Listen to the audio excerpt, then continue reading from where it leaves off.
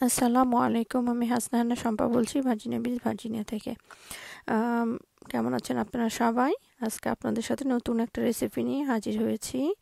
তো দেখতে থাকুন। আম, তো এই আম, এই ঝালটার নাম হ্যালাপিনিও।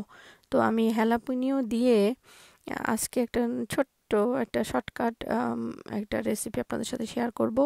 আম, ডাল দিয়ে, মসুর ডাল দিয়ে আম, পালং শাক মানে স্পিনাচ। তো দেখতে থাকুন কিভাবে রান্না করি। আহ, তো ডালটা ভালো করে ভিজিয়ে রেখেছিলাম কিছুক্ষণ, তারপরে ধুয়ে টুয়ে ওর মধ্যে একটু রসুন কুচি, একটু পেঁয়াজ কুচি, কাঁচা মরিচ, আম, তারপর একটু তেল, একটু হলুদ, একটু লবণ দিয়ে যেভাবে আম, সিদ্ধ করি আমরা ডাল, সেভাবে আমি সিদ্ধ করতে থাকবো। আহ, তো আমার খুবই ঝাল খেতে ইচ্ছা করতেছিল, শরীরটা খুব একটা ভালো না, মানে ঠান্ডা ঠান্ডা ভাব। তো ভাবলাম যে ঝটপট শর্টকাট একটা রেসিপি, মানে একটা রান্না করে ফেলে দিই। তো আপনারাও ট্রাই করে দেখবেন, অ্যাকচুয়ালি এটা খুবই মজা হয় এবং খুবই হেলদিও। সব কিছু মিলে খেতে ভালো লাগে, অনেক ভালো লাগে। তো বন্ধুরা, আপনারা পর্বটা গোটা দেখতে থাকুন।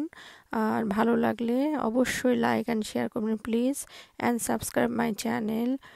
অবশ্যই সাবস্ক্রাইব করে আমার পাশে থাকবেন আপনারা। আর আমি এখন দেখতে থাকুন আমি কিভাবে এটা রান্না করি। এর মধ্যে একটু পানিও দিয়ে দিলাম, দিয়ে আম, এখন ঢেকে কিছুক্ষণ রান্না হতে দিব। চুলাটা অন করলাম।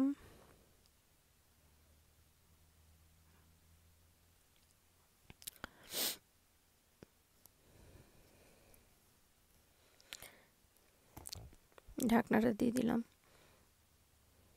তারপরে সব শেষে একটু এই যে হ্যালাপিনিও, এই হ্যালাপিনিওটা অ্যাকচুয়ালি মেক্সিকান একটা মরিচ। তো এটা একদম টেস্ট ক্যাপসিকামের মতো, গ্রিন ক্যাপসিকামের মতো, বাট ভিতরটা ইয়ের মতো, মানে ঝাল আছে ভিতরে, ভালোই ঝাল আছে, খেতে অনেক মজা লাগে। তো ডালটা একটু খুলে ওটা একটু নেড়ে চেড়ে আবার বন্ধ করে দিলাম, ঢাকনা দিয়ে দিলাম।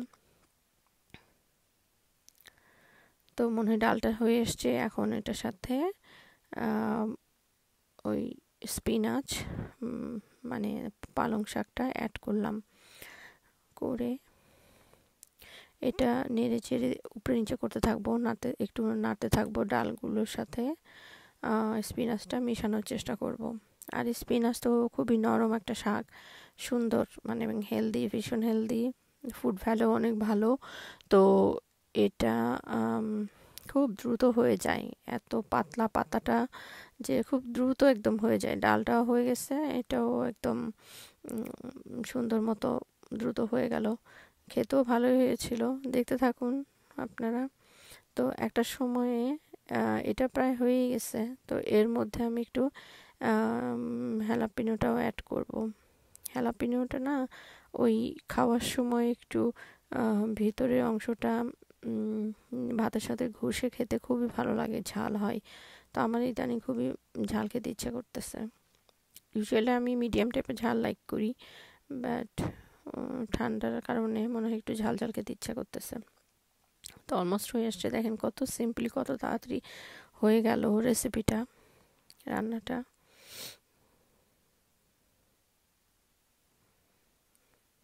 আরেকবার ঢেকে দিলাম যেন পানিটা বের হয়, আর একটু শাক থেকে পানি বের হয়ে গেছে, দিয়ে ডালটা হয়েই গেল প্রায়। তো এর সাথে একটু ধনেপাতাও অ্যাড করলাম। আমি তো সবসময় ধনেপাতার অনেক বড় ফ্যান। তো ধনেপাতা দেওয়ার কারণে এর টেস্টটা আরও বেড়ে যায়, এবং খেতে যে এত মজা লাগে। আর ঝাল, একটু তীখা ঝাল। একে তো কাঁচামরিচ দিয়ে রান্না করলাম, তার মধ্যে আবার একটু হ্যালাপিনিও দেওয়া আছে, আমি ইচ্ছা করে হ্যালাপিনোটা ঘষে খেতে পারি। তো এই তো রান্না অলমোস্ট হয়ে আসছে। তো বন্ধুরা, আম, আহ, কেমন লাগলো অবশ্যই জানাবেন। অ্যান্ড অনেক অনেক ধন্যবাদ দেখার জন্য, আমার সাথে থাকার জন্য। Thank you.